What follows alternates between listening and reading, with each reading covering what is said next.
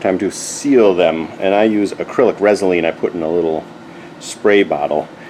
The only thing is, make sure you spray, throw this cap on right away, even if you're going to use it again in a second, because if that starts to dry out, it's going to spray out in more of a stream and just be a pain in the butt, and you're going to have to replace those bottles constantly. And the other thing I have here, paper towel and a sponge. These are sponges I just get through Tandy, but I rinse them out real good and get them relatively dry. Just squeeze them with a paper towel.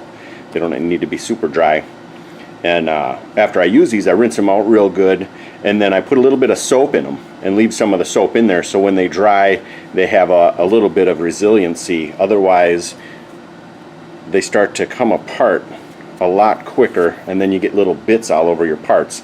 And I've been using this sponge for quite a while now. So what I'll do is start on the back side, similar to when I'm dyeing.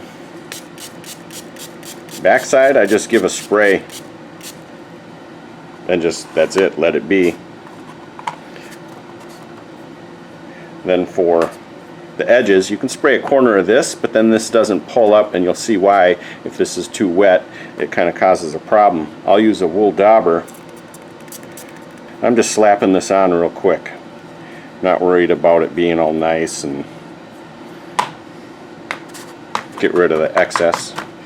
But then I go back to the spray bottle,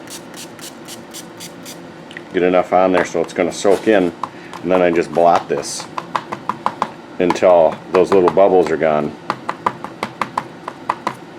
That's it. And if this gets real wet, if you're doing a lot of parts, give it a squeeze with the paper towel again to get some of that excess out of there. So you want this moist but not sopping wet with the Resolene. And do this again. So I'm just spraying the back. That's it, let it be.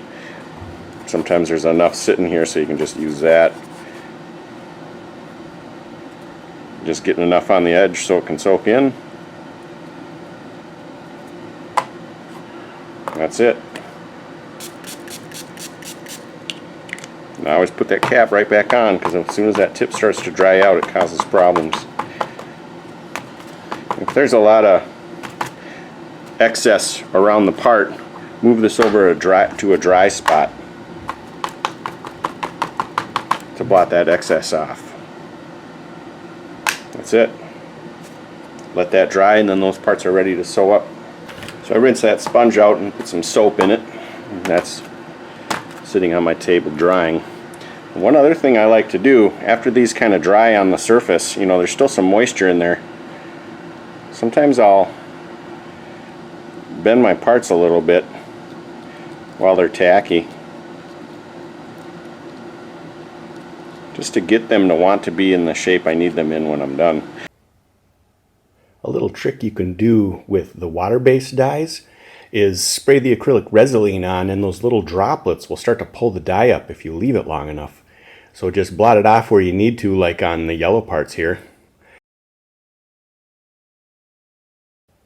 If you leave the dye for just a minute on the green and then blot it up, you'll get a nice little texture, but it does have to be a water-based dye.